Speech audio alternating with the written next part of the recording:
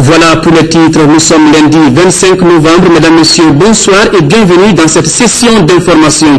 Tout d'abord, série d'audience à Koulouba. Le président de la République a reçu successivement professeur Amos Sayer, ancien président intérimaire de Libéria, l'ancien premier ministre de Djibouti, Deleïta Mohamed Deleïta et Mohamed Ojar, ancien ministre des droits de l'homme du Maroc. Ces trois personnalités sont venues dire au président Ibrahim Boubacar Keïta leur satisfaction pour la bonne organisation des élections législatives d'hier. Reportage Garibou Pérou. Chef de la mission d'observation électorale de la CEDEAO est venu faire le compte rendu de ses observations aux législatives de dimanche dernier. Premier à être reçu par le président de la République Ibrahim Boubacar Keïta, professeur Amos Sayer a exprimé sa gratitude à l'ensemble du peuple malien à travers le président de la République pour le bon déroulement du processus électoral du 24 novembre 2013. Le processus était transparent, crédible, bien organisé. Nous sommes satisfaits. Le seul petit problème était le nombre de participants aux élections législatives comparé à l'élection présidentielle. C'était un peu faible. Sinon, tout était bien organisé et nous en sommes satisfaits. L'ancien premier ministre de Djibouti, Deleïta Mohamed Deleïta, indique lui aussi avoir échangé avec le chef de l'État sur la bonne tenue des législatives dernières.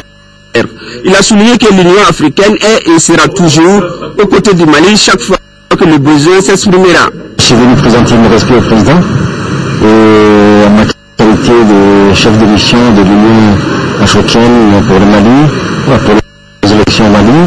Je lui fais part des observations que nous avons eues depuis notre arrivée jusqu'à aujourd'hui, et surtout hier, la visite que j'ai eue à Tombouctou et le déploiement de plus de 50 observateurs de l'Union africaine un peu partout, y compris dans le nord du pays. Concernant la sécurité a été renforcée et nous sommes confiants que le déroulement de cette élection, et c'est le sentiment qui partagé maintenant par tous les observateurs et toutes les organisations qu'il y a ici à Djibouti. Dernière personnalité à être reçue par le chef de l'État, l'ancien ministre des droits de l'homme du Maroc, chef de la mission d'information et de constat de l'OIF, Mohamed Ouajar a quant à lui indiqué que son entretien avec le président de la République a porté sur la bonne organisation des élections. Nous avons eu l'honneur d'être reçu par son Excellence le président de la République. C'était l'occasion pour ma délégation et moi-même de transmettre à son Excellence les félicitations du secrétaire général de l'Organisation internationale de la francophonie, son Excellence Abdou Diouf, pour le bon déroulement du processus de la transition et pour la gestion correcte du processus électoral. Les trois personnalités sont convaincues que le Mali est debout, debout avec toutes ses énergies. Il reste du devoir de ses citoyens de les rehausser au sommet du monde. Voilà toutes nos excuses pour quelques problèmes techniques rencontrés dans la diffusion de cet élément. Le président de la République, Ibrahim Boubacar Keïta, reçoit demain mardi 26 novembre 2013 les bulletins 2011 et 2012 de la cellule d'appui aux structures de contrôle de l'administration CASCA, ainsi que le rapport 2012 du vérificateur général. Les cérémonies se dérouleront à la salle des banquets du palais de Koulouba, respectivement à 10h et 16h. Les personnalités invitées sont payés d'être en place au moins 30 minutes avant le début des dites cérémonies. Les journalistes dûment accrédités pourront couvrir les deux événements. Le chef de la mission d'observation de l'Union africaine a été reçu par le Premier ministre Omar Katamli. Là également, il s'est félicité du bon déroulement du scrutin. Deleïta Mohamed Deleïta, sa sortie d'audience au micro de Soumaïla Berté. Je suis ici dans le cadre d'une mission d'observation de l'Union africaine et j'ai rendu une visite de courtoisie au Premier ministre, mais surtout pour lui faire rendre compte du travail que nous avons fait hier au niveau de l'observation. Comme je l'ai dit, j'étais dans la région de Tombouctou et ici même à Bamako pour c'est-à-dire face au déploiement de certains nombre de bureaux. J'ai rendu compte au Premier ministre et surtout de remercier pour toutes les dispositions que l'État malien a prises pour l'organisation des sélections, mais aussi pour nous faciliter le travail de contact sécuritaire et logistique qui a été à notre disposition. J'ai pu aussi rencontrer un certain nombre d'autorités du pays pour voir que cette élection s'est bien préparée par rapport aux recommandations qui ont été faites sur la base des recommandations qui ont été faites pendant les élections, les 2 tours de présidentielles. Il y a un certain nombre de choses qui ont été prises. On a vu que tout a été pris en compte, une réussite totale, même s'il n'y a pas un engouement total de la population pour cette élection, qui est différente bien sûr de l'élection présidentielle. Nous sommes certains que cette élection a été calme, sereine, toute transparente, et nous nous félicitons de cet état. Et en tout cas, c'est ce que je suis venu dire au Premier ministre, toute la satisfaction de l'Union africaine pour la qualité du travail qui a été fait par le gouvernement. L'après-élection, toujours le chef de la mission d'observation électorale de l'Union européenne au Mali, Louis Michel, était lui face à la presse. Objectif de cette conférence de presse, partager avec les hommes de médias la déclaration de la mission sur le premier tour des législatives. Reportage Nando Dambélé. Présente au Mali depuis l'élection présidentielle, la mission d'observation électorale de l'Union européenne est forte de 100 observateurs. Pour le premier tour de ces législatives, les observateurs européens ont visité 789 bureaux de vote sur 17 983 dans 5 des 8 régions du pays. Ils ont évalué positivement les opérations électorales à hauteur de 97,6% des bureaux de vote observés très bien et bien. Cette élection s'est bien déroulée. Et je crois être autorisé à affirmer que entre l'organisation des élections présidentielles, où on avait déjà vu d'ailleurs une amélioration substantielle de l'organisation du scrutin pour le second tour, mais entre l'organisation du scrutin pour les présidentielles et l'organisation du scrutin pour ce premier tour des législatives, on a vu, et je crois qu'il faut exprimer une grande satisfaction, en tout cas pour une mission d'observation électorale de l'Union européenne comme la nôtre, qu'il y avait un réel effort qui avait été fourni de la part des autorités pour améliorer encore le fonctionnement de ce scrutin. Mais l'arbre ne doit pas cacher la forêt. Le patron de la mission d'observation électorale européenne a attiré l'attention des uns et des autres sur certains aspects institutionnels et juridiques pour une grande fluidité du système électoral dans le pays. Je pense qu'il faudra aussi refonder la loi électorale de manière à ne pas reproduire indéfiniment l'inégalité homme-femme. Notant bien la différence entre l'élection présidentielle et les élections législatives, Louis Michel a invité les partis politiques, les candidats et les citoyens à mettre à profit le second tour pour renforcer encore la reconstruction démocratique. Dans le même registre, le réseau d'appui au processus électoral au Mali a reconduit le pôle d'observation citoyenne électorale pour l'observation du premier tour des législatives, après avoir recoupé les renseignements fournis par ces observateurs à travers la plateforme Malivote. Les responsables du POUS ont fait cet après-midi une déclaration préliminaire. Nous proposons un extrait de cette déclaration, lu ici par Ibn Sango, rapporteur général du POUS. Ces propos sont recueillis par Cheikh Oumar Sangaré. D'une manière générale, 93,8% des bureaux de vote couverts par les observatrices et les observateurs du réseau APM ont été ouverts à l'heure. Le poste a constaté que 91,8% des membres des bureaux de vote étaient présents, dont 13,9% des présidents et 47,96% des assesseurs sont des femmes. Il a en outre constaté que l'essentiel du matériel et des documents électoraux étaient en place, ce qui a permis le démarrage et le déroulement effectif des opérations de vote. Pour ce premier tour du scrutin des législatives, les électeurs ne se sont pas beaucoup mobilisés pour accomplir leurs devoirs civiques. Toutefois, les dysfonctionnements signalés ça et là ont été corrigés pour l'essentiel grâce à la proaction et l'entretien du poste en relation avec ses observateurs, ses superviseurs et les autorités en charge de l'organisation des élections. tout autre plan, ouverture ce matin au CICB d'un atelier sur le plan d'action 2009-2013 de lutte contre la corruption.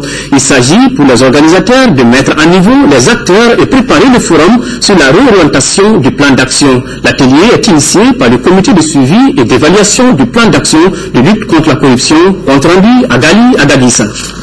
Les recommandations ici des États généraux sur la corruption et la délinquance financière, tenues en novembre 2008, ont abouti à l'élaboration d'un plan d'action. C'est dans le but de mieux s'approprier ce document et relancer les activités en vue de lutter efficacement contre le phénomène de la corruption que se tient cet atelier. Le nouveau leadership malien, incarné par le nouveau président de la République et le gouvernement, a placé la lutte contre la corruption au centre du projet de reconstruction de l'État. C'est pourquoi il entend relancer le processus de mise en œuvre des recommandations des États généraux, tout en ayant le souci de procéder à des réajustements là où cela s'avère nécessaire pour imprimer plus d'efficacité à l'action de lutte. Le phénomène de la corruption nuit à la cohésion sociale et demeure la source des problèmes qui nuisent le développement économique et social des nations. Considéré par beaucoup comme un véritable fléau, la corruption a atteint une telle profondeur dans nos pays qu'elle est qualifiée de systémique. Les travaux auxquels prennent part les représentants des départements ministériels, du secteur privé et de la société civile durent 3 jours. Transition toute trouvée, autre grand titre de ce journal, la 4e session ordinaire de la Cour d'assises de Bamako s'est ouverte aujourd'hui. Au total, 80 affaires au rôle. Les infractions commises vont des tentatives d'enlèvement de personnes, vol qualifié assassinat. Reportage Bourama Traoré. Cette 4e session ordinaire de la Cour d'assises est la dernière de l'année judiciaire 2013. À la barre 105 accusés pour 80 affaires inscrites au rôle. Pour cette session, les infractions contre les masses prédominent notamment la pédophilie et le viol. Pour comprendre les faits et savoir la loi applicable, il faut que l'enquête préliminaire et l'instruction ficelle des dossiers clairs et consistants. Aussi, pour que le verdict soit compris, il faut connaître les règles qui gouvernent son déroulement. Il faut souligner à cet effet que le procès doit être public, équitable. Il doit se dérouler devant des juges indépendants et impartiaux. Ce caractère de procès nécessite l'observance de certains principes dont la présomption d'innocence, la contradiction et l'assistance de l'accusé par un avocat. Les mots doivent être conformes aux actes. Pour leur part, les magistrats doivent eux aussi être irréprochables et être crédibles dans leur jugement. Comme à l'accoutumée, le procureur Daniel Tessoudé a levé le voile sur les principales préoccupations des Maliens. Une nation s'offre un avenir par la formation. Rien ne devrait être négligé. Le sacrifice est trop grand pour faire de notre école le foyer d'excellence où nous avons tous été un moment donné. Partageant ce point de vue du procureur général pour la Cour d'appel de Bamako, les bâtonniers de l'ordre des avocats du Mali plaident pour des réformes de la Cour d'assises. Pour mettre ici à la Keïta, il faut non seulement revoir les textes, mais aussi créer une aide juridictionnelle. Auparavant, une dizaine d'assesseurs avaient prêté serment. Ces juges populaires, comme on les appelle ici, doivent assister la famille judiciaire dans la recherche de la vérité, toute la vérité sur les 80 affaires à juger. Des données de qualité pour soutenir le progrès africain, c'est le thème de la 23e journée africaine de la statistique. La célébration a été marquée par une série de communications et l'Assemblée générale de l'Association malienne de la statistique, compte rendu Moïse Traoré. Les statistiques sont utilisées pour suivre les évolutions vers les objectifs de développement.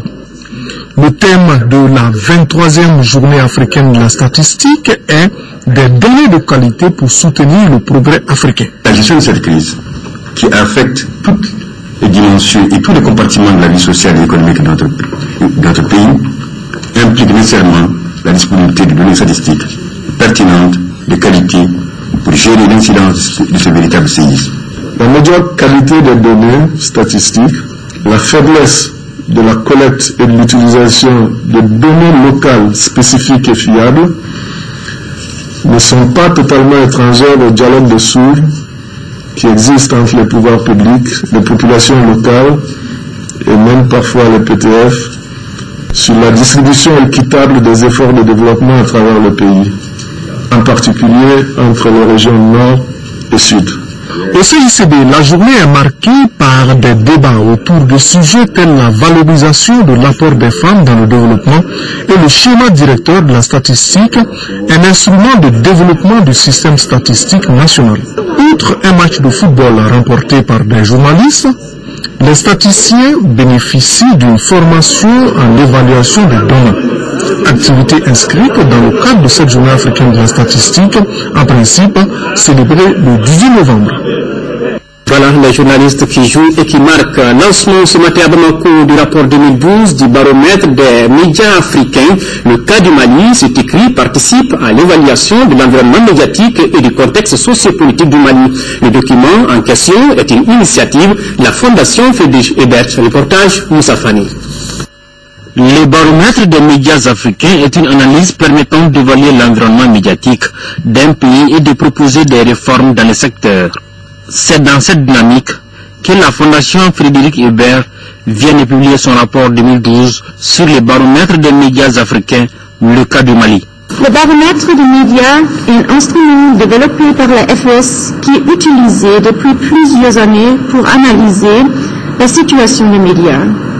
Il est réalisé actuellement dans 25 pays d'Afrique et nos bureaux d'Asie ont également commencé à l'expérimenter. Nous allons découvrir ce baromètre qui, en plus, fait de la critique de notre pratique, qui nous critique souvent, qui nous permet d'avancer.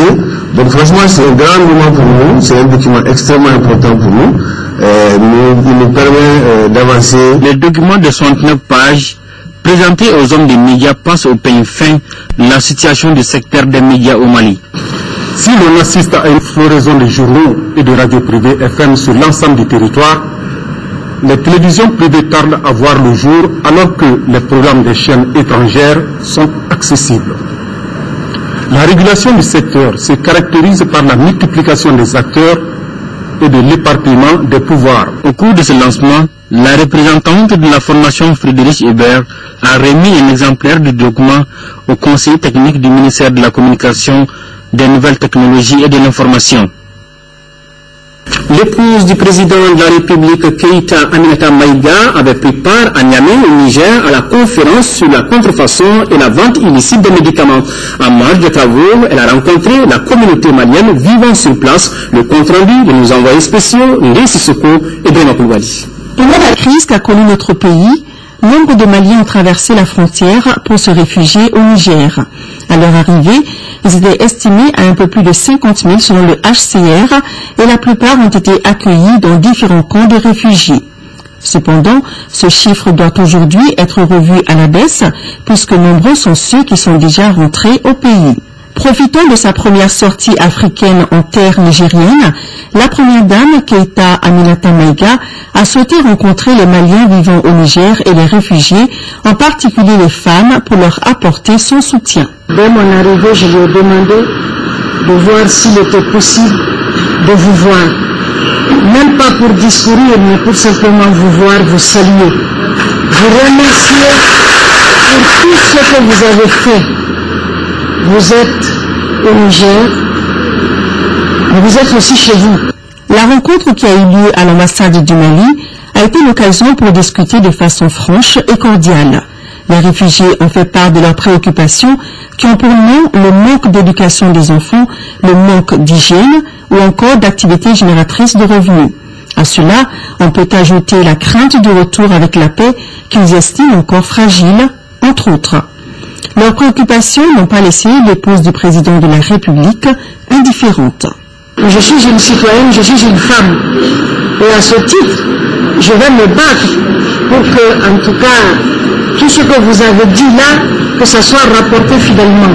Que chacun, chez lui, peut faire aussi la paix, peut négocier la paix, peut réconcilier la paix de cœur. Parce que c'est ça, c'est de ça dont on a besoin. Mais chacun, dans chaque famille, il faut qu'il y ait cette solidarité, qu'il y ait ce pardon, que l'on puisse se pardonner, que l'on puisse dire le Mali d'abord. Quand je dis le Mali d'abord, c'est pas le slogan, mais c'est vrai que le Mali ne mérite pas ça. Donc il faut que nous, on se donne la main. Et je crois que les femmes, la base de la société, la base de tout développement, comme je l'ai dit, ce sont les femmes. Sinon, j'ai enregistré toutes vos doléances et c'est sûr que les femmes ont un pouvoir. Les femmes ont un pouvoir, c'est une réalité. Rassurés de l'accompagnement de la première dame Keïta Aminata Maïga, les Maliens vivant au Niger et les réfugiés se sont engagés à leur tour à tout mettre en œuvre pour apporter leur touche à la reconstruction nationale et à la réconciliation des cœurs. La crise du Nord a entraîné un déplacement massif de la population du Nord de notre pays vers les régions du Sud. À Ségou, par exemple, ils sont plus de 36 000 personnes déplacées. Malgré les opérations de retour gratuits en cours, quelques-uns ont trouvé leur compte à Ségou. Gros plan sur l'insertion des déplacés de la région avec Kandesina. Le vieux Garba était bouché à Kidal. Originaire de Tombouctou, il s'est retrouvé suite à la crise du Nord à Ségou. Aujourd'hui, la rôtisserie qu'il exploite à Médine est l'une des plus prisées de la ville. La touche particulière est que Garba a importé du Nord la technique du lotrou qui consiste à empaqueter de la viande hachée.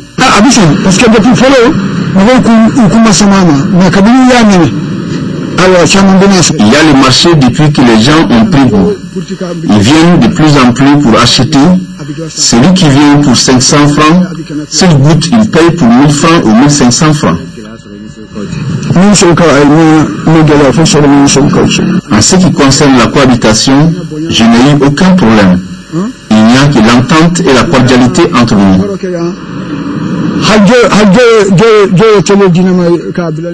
Quelqu'un a même placé un poste téléviseur ici pour moi et mes visiteurs. Si Garba a bien reçu son intégration dans le tissu socio-économique de Ségou, il n'en demeure pas moins pour Mme Aïdara Zaliatou Alassane, ressortissante de Gao, qui, en plus d'un restaurant qu'elle gère, fait de la coupe-couture à l'adresse des femmes déplacées. Je suis venue ici à cause des déplacés que j'ai trouvé des projets pour faire la couture. Elles nous forment par groupe de 10. Nous sommes actuellement en formation.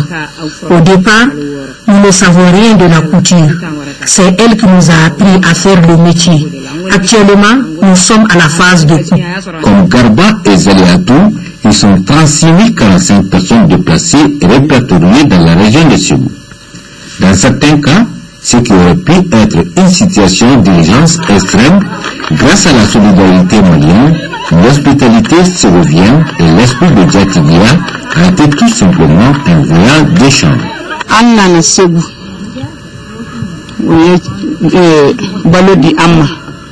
Nous sommes venus à Ségou.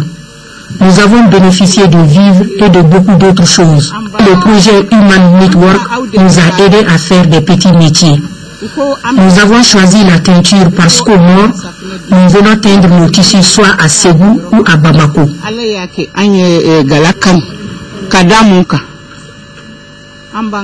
Le projet nous a aidés en nous dotant des matériels nécessaires, indigo, gants, cahiers et bics.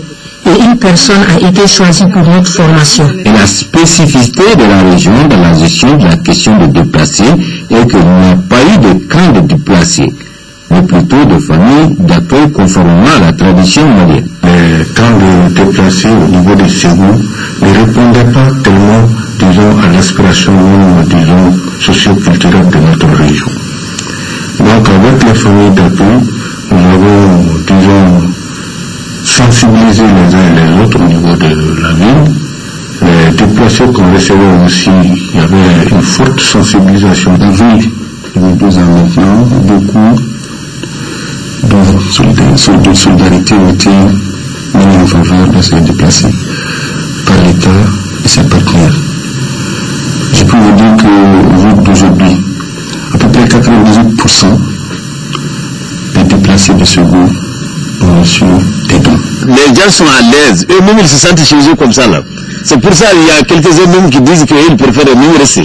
On peut dire que le lien séculaire qui unit les Maliens est au-delà des régions.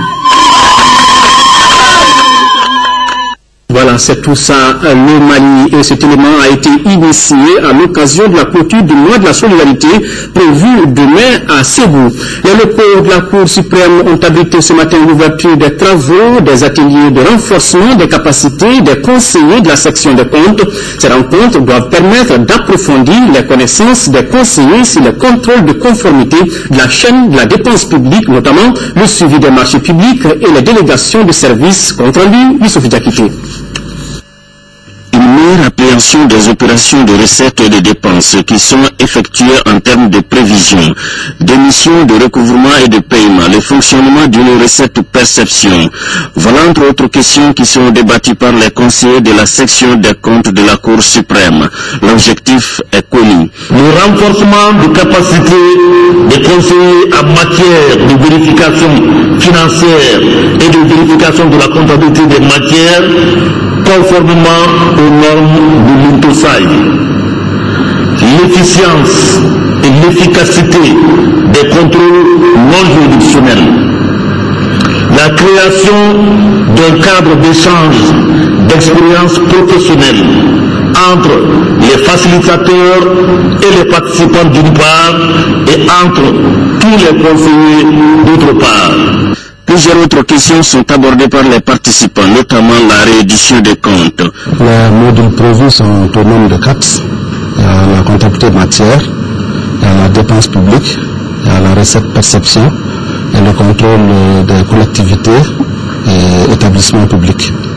Ces ateliers font partie du chronogramme établi par la Cour suprême qui porte sur la gouvernance financière, la transparence et la visibilité de la gestion des finances publiques. Le Fonds d'appui à la formation professionnelle et à l'apprentissage, FAFPA, est à la recherche d'un mécanisme consensuel de financement de l'équipement des actions de formation, une session sur le cadre méthodologique d'élaboration et de mise en œuvre des programmes de formation selon l'approche par compétences et sur l'harmonisation des 10 programmes de formation est en cours, compte rendu Fademba Keita. Le développement de la formation professionnelle reste un impératif à la fois pour les structures, les organismes de formation et pour les entreprises. C'est dans cette optique que le FAFPA, le Fonds d'appui à la formation professionnelle et à l'apprentissage de ses antennes régionales, ont initié cette série de formations sur l'approche par compétences. Le premier thème va concerner l'APC, l'approche par compétences, que nous allons développer en vue d'outiller nos antennes au niveau régional et le cadre au niveau de la direction. Le deuxième thème va concerner un peu les critères par rapport au financement de l'équipement que le FAFPA a entamé depuis plus d'une dizaine d'années. Selon le ministre de l'Emploi et de la formation professionnelle, parrain de la formation, la maîtrise de l'approche par compétences permet d'adapter l'offre de formation à la demande du marché de l'emploi.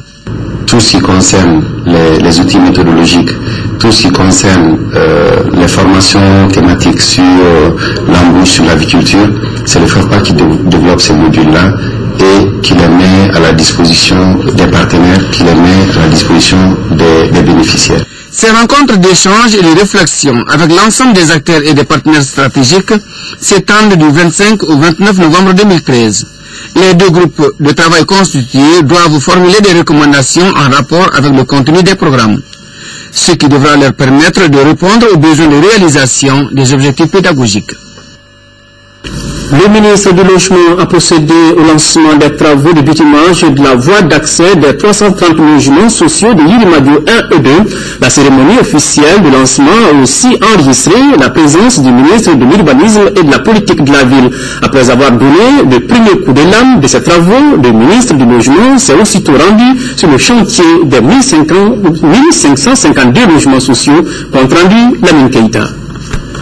Le bitumage de la route reliant la route nationale 6 aux logements sociaux de la SEMA à Yirimadio va soulager les habitants de cette cité et les autres usagers de la voie. Le maire de la commune 6 et le porte-parole des bénéficiaires n'ont pas caché leur satisfaction.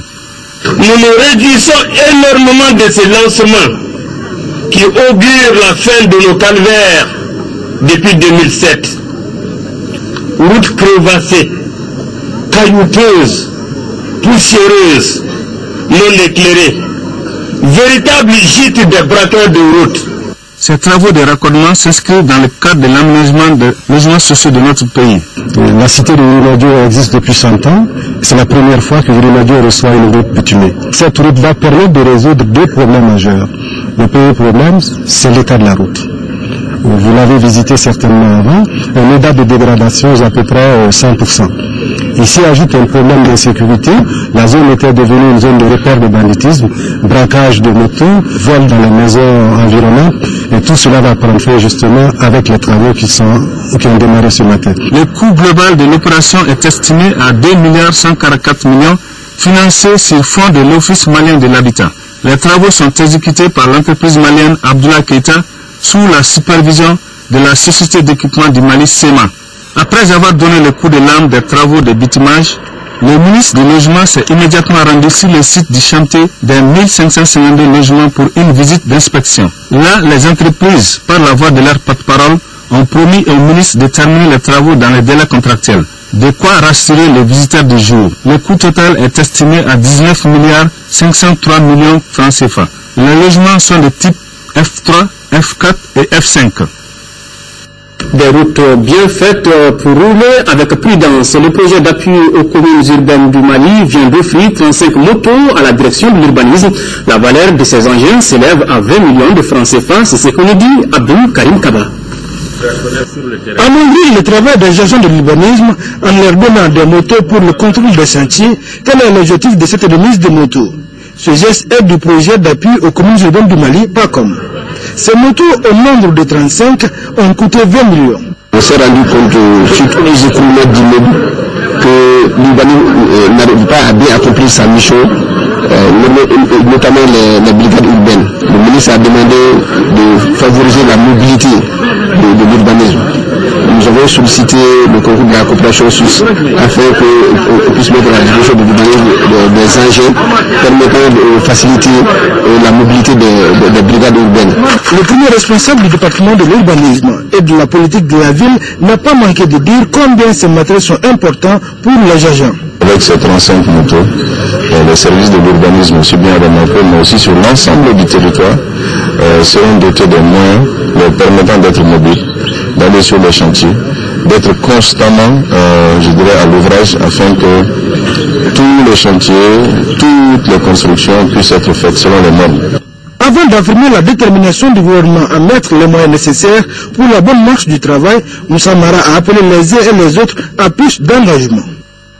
Écho de région, autre accompagnement des générateurs, un véhicule pick-up et 180 tonnes de riz pour un coût de près de 600 millions de francs CFA. Ce don du gouvernement du Japon à travers le PNUD pour la population de Gundam en 6e région. La cérémonie s'est déroulée en présence du représentant spécial adjoint de l'aménagement et celui du PNUD dans notre pays. Reportage Yéya Tandina. C'est un agenda bien rempli pour le représentant spécial adjoint de l'aménagement qui vient de sillonner 2 cercles de la région de Tombouctou. Niafinké, première étape de la visite. Les infrastructures étatiques sont visitées. La mission est touchée par les dommages causés au symbole du pays par les groupes armés. J'étais un peu choqué par ce que j'ai vu avec le pillage qui a été fait à tous ces bâtiments et surtout la perte des archives. Et on est là pour voir avec les autorités comment on peut donner un coup de main pour la reprise de la justice et la gendarmerie, la police et aussi le système des prisons, parce que ça c'est très important pour le retour de l'état des droits. Ensuite, Gundam. 600 millions de francs CFA investis en vivres et équipements agricoles pour les populations du Fagibine. 180 tonnes de riz, 3 groupes électrogènes pour les centres multifonctionnels des femmes de Tonka, Bintabungu et Gundam, et un pick-up 4x4 pour le système Fagibine OMVF. La mise en œuvre de ces projets permettra, entre autres, de lutter contre la pauvreté et ses manifestations sociales et économiques. De l'électricité et de l'eau, une mission conjointe EDEM-SA Somagep vient de séjourner à Gao. Au menu des échanges avec les populations, de nouvelles dispositions sont prises par les deux services pour la continuité de la fourniture d'eau et d'électricité. Il s'agit notamment du rétablissement normal de l'électricité dont les alliés pour la ville de Gao s'élèvent à plus de 700 millions de francs CFA. L'annulation de cette dette par EDEM a été accueillie avec joie par les populations. Compte rendu Grissakori. Pour cette reprise normale des activités de l'EDM-SA et de la Somagep, il ne s'agira pas pour les populations de payer les arriérés de l'EDM qui s'élèvent à 723 890 000 francs CFA. Les échanges ont porté sur les nouvelles dispositions prises par l'État dans le cadre de la continuité normale des activités des deux structures. Côté EDM, la grande nouveauté est le remplacement des compteurs existants par des compteurs prépayés communément appelés ISAGO qui coûtera 3 125 francs CFA, toutes taxes inclus. Ce travail débutera le 15 décembre prochain. Pour raison d'équité, les premiers compteurs placés seront rechargés par l'EDM. Le paiement commencera pour tous les clients aussitôt que ce processus sera achevé. Cette mesure est valable pour la facture d'eau dont les compteurs seront relevés pour ce faire. Comptons sur l'accompagnement de chacun pour aider à la normalisation dans l'intérêt de tous. En vue de faciliter ce travail, les branchements anarchiques doivent être déclarés. Autre bonne nouvelle, la ville de Gao se verra bientôt dotée de 200 lampadaires solaires. De nombreuses ampoules économiques déjà disponibles seront aussi distribuées gratuitement aux services publics comme l'hôpital, les mosquées, la mairie, entre autres. Le ministre en charge des affaires religieuses et du culte, Amadou Oumar Assi-Diallo, séjourne à Doha au Qatar depuis hier sur invitation de son homologue qatari. Au centre de leur entretien pendant ces 2 jours, la coopération islamique et les possibilités d'appui multiforme à notre pays, notamment dans l'organisation du pèlerinage et la lutte contre la pauvreté. Au terme de sa visite, le ministre Diallo et son homologue qatari mettront la main sur un projet accord cadre de coopération bilatérale. Le programme de gestion décentralisée des forêts a procédé au lancement des activités de son projet renforcement des mesures et capacités adaptatives. C'était à Kouni, dans la commune de Wouraba, cercle de Kati. Une plateforme multifonctionnelle et des riches ont été installés dans le village. Le coût de l'investissement est estimé à environ 10 millions de francs CFA. C'est ce que nous dit Moussa Fani. À travers son projet renforcement des mesures et capacités adaptatives, les responsables du programme de gestion décentralisée des forêts GDFOR viennent de lancer leurs activités à Koni. L'objectif est de contribuer à une meilleure adaptation au changement climatique. Ils ont remis une plateforme multifonctionnelle, 300 ruches et autres accessoires à la population de la localité. Nous attendons de la population leur adaptation aux effets néfastes des changements climatiques. Nous attendons de la population de ne plus aller exploiter dans les forêts. Nous attendons aussi de la population de pouvoir se mobiliser autour de ces équipements pour tirer le maximum de revenus de ces équipements-là. Et ça s'inscrit dans le cadre de l'appui de la Direction nationale des eaux et forêts à travers le programme GDFOR. Le matériel réceptionné devra permettre d'appuyer les populations riveraines des forêts classées dans la diversification et l'accroissement des activités économiques. Le projet renforcement des mesures et capacités adaptatives qui opère dans 6 villages des cercles de Koulikoro, Kati et Duela entend initier les bénéficiaires à la connaissance de l'abeille et l'installation des ruches. Les autorités communales de Nioro ont baptisé l'école fondamentale de Keima au nom de Fembouye Sibi. Par ce geste, il s'agissait de rendre un hommage mérité à l'homme, suivant ce commentaire de Moussa Fani. L'école fondamentale de Kaïmé de Nioro porte désormais le nom de Bouye Sibi. Cette cérémonie de baptême vise à immortaliser l'homme. Nous adressons auparavant toute notre reconnaissance et notre profonde gratitude à toutes les personnes qui ont eu cette belle et bonne initiative en donnant le nom de Bouye Sibi à cette école. Qu'Allah le Tout-Puissant les assiste dans toutes leurs œuvres.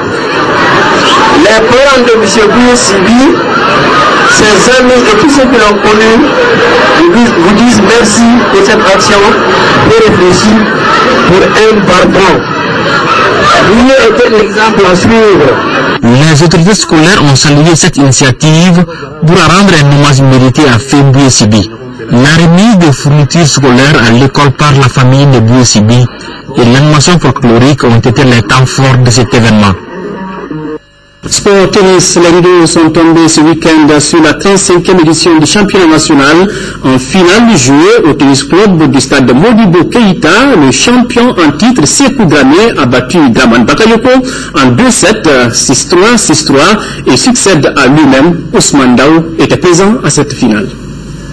Pendant 2 semaines, 173 joueurs ont compétit dans 11 catégories, à savoir les doubles messieurs, simple dames, junior garçons, les cadets et cadettes, les minimes filles et garçons, les benjamines et benjamins, les vétérans et le simple monsieur, la catégorie reine.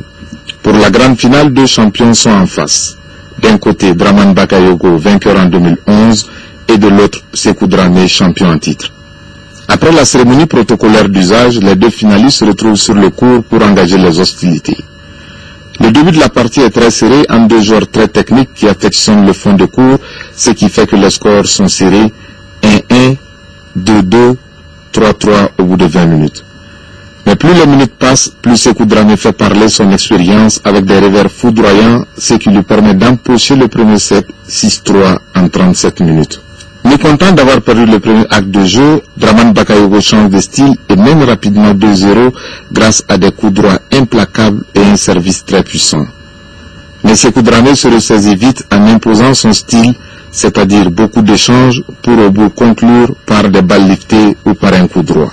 Fatigué par la tactique de son adversaire, Draman Bakayoko commet beaucoup de fautes directes et Sékou Dramé s'impose facilement au second set 6-3 en 42 minutes. Comme cette finale se joue au meilleur de 2 sets, dont Sékou Dramé est le nouveau champion du Mali de tennis, monsieur. La 35e édition a enregistré la participation des 4 ligues régionales, Kaï, Koulikoro, Sikasso et Mopti. Quant aux ligues du Nord, elles n'ont pas compéti, mais le président était à Bamako, ce qui démontre la bonne santé de la discipline. Ce qui est encourageant au niveau de la Fédération malienne de tennis, c'est justement l'implantation de ce centre-là. C'est justement le projet le tennis à l'école, qui sont des éléments, des paramètres, des déterminants pour la réussite sportive. Donc d'année en année, on constate justement que ce tennis se développe à travers les idées que le bureau fédéral met en place pour son développement, pour son épanouissement. Pour la Fédération malienne de tennis, le plus important, c'est la participation et c'est pourquoi elle a remis des prix et des équipements de tennis à toutes les catégories qui ont participé à cette 35e édition. Esprit sain dans un corps sain. Santé. La chronique Santé Jour nous amène dans le monde des logiciels appliqués à la gestion. Depuis le 29 janvier de cette année, l'hôpital Gabriel Touré est dans l'ère de Open Clinic, une plateforme informatique qui a amélioré la gestion des ressources de ce centre hospitalier. Elle peut permettre techniquement au ministre de la Santé ou au directeur de voir les entrées financières. Les techniciens disent que Open Clinic peut mieux faire. Les données qu'ils donnent peuvent aider à prendre des décisions en matière de santé publique. Focus Santé est allé voir, suivez cet élément.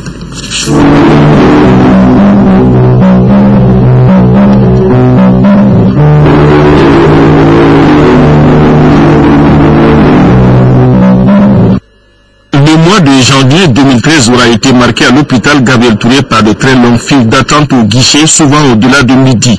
La cause de ces désagréments vécus côté patient était l'introduction de nouveaux logiciels pour améliorer d'abord la gestion financière de la structure. À travers ce logiciel, on est capable de savoir combien a été payé pour telle prestation de soins au sein de l'hôpital Gabriel Touré et de savoir ça a été payé auprès de qui quand le patient vient pour se soigner au sein de l'hôpital Gabriel Touré.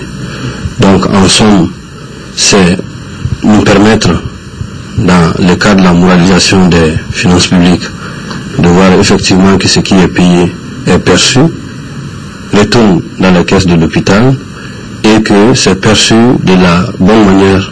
La trouvaille s'appelle Open Clinic, fruit de la collaboration entre l'hôpital et l'ANTIM, l'Agence nationale de télésanté et d'informatique médicale. Pour le directeur technique de l'ANTIM, la gestion financière n'est qu'une petite partie du logiciel Open Clinic. Un patient qui rentre, il est clair qu'il va payer et tout, mais ce n'est pas le plus important. Il doit être pris en charge. Et ce patient, à chaque fois qu'il passe dans un hôpital, n'est-ce pas, il reçoit un certain nombre de traitements, et ces traitements doivent rester. Il doit avoir un dossier patient, et ce dossier patient devra permettre à l'avenir de savoir tous les détails sur ce patient-là, son histoire en termes médicaux, les allergies, etc. Et l'occupation, par exemple, des lits. Quand un patient vient et qu'on veut, par exemple, l'hospitaliser dans une chambre, si jamais on n'a pas un système qui permet de dire telle chambre sera libre dans tel jour, etc., ça c'est un peu plus compliqué. Et le patient qui arrive dans l'hôpital, généralement, va faire une batterie de tests, d'analyse. Et tout ce qui se passe sur le patient doit être disponible. Et le patient-là doit être unique, parce que c'est une personne et cette personne, elle est unique. Entre janvier et septembre 2013, Open Clinic a permis à Gabriel Touré d'obtenir certains bons résultats, surtout au niveau de l'entrée des ressources financières.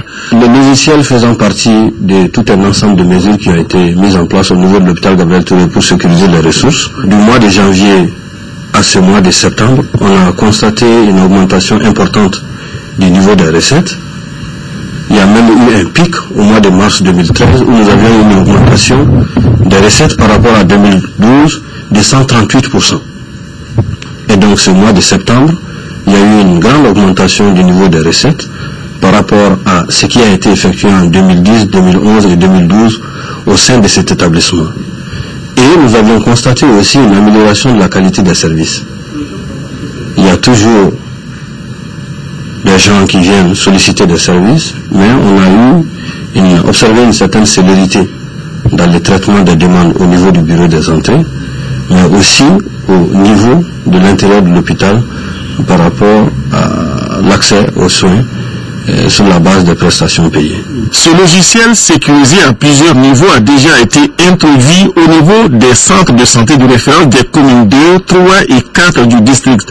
Grâce à sa plateforme, il permet d'accéder à certaines informations sur l'évolution de la structure de santé, ce qui nous conduit au rôle qu'il peut jouer dans la gestion des problèmes de santé en général dans le pays. Pour un ensemble de patients donnés, il faut que le système dise par exemple qu'au niveau de l'hôpital, voilà les maladies qu'on traite le plus souvent. Ça permet de prendre rapidement des décisions.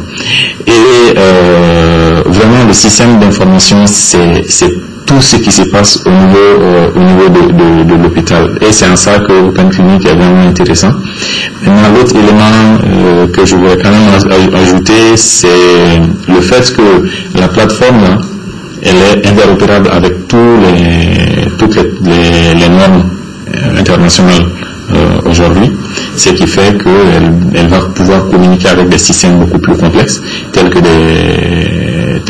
des équipements biomédicaux, les bras robotisés, les scanners et autres. Donc tous ces systèmes peuvent communiquer justement avec ce dispositif lorsqu'on le déploie à 100%. Aujourd'hui, aucune des structures de santé n'exploite Open Clinic à 100% de ses capacités. Cela nécessite d'ailleurs une informatisation avancée avec la formation et l'équipement nécessaires à tous les niveaux.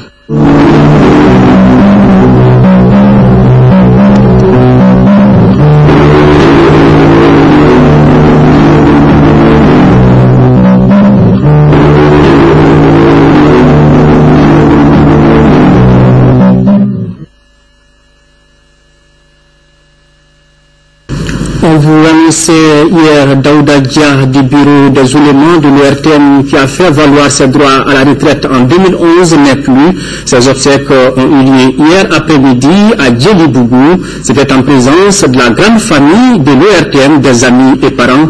Reportage Fademba Keita. Né en 1945 à Guémou, cercle de Yélimani, où il fit ses premières études coraniques, Daouda Dia était issu d'une famille hautement islamisée. C'est d'ailleurs cette éducation qui l'amena à poursuivre ses études supérieures dans les écoles de Médersa. Il ouvre en 1975 la première école Médersa à Bagadadji.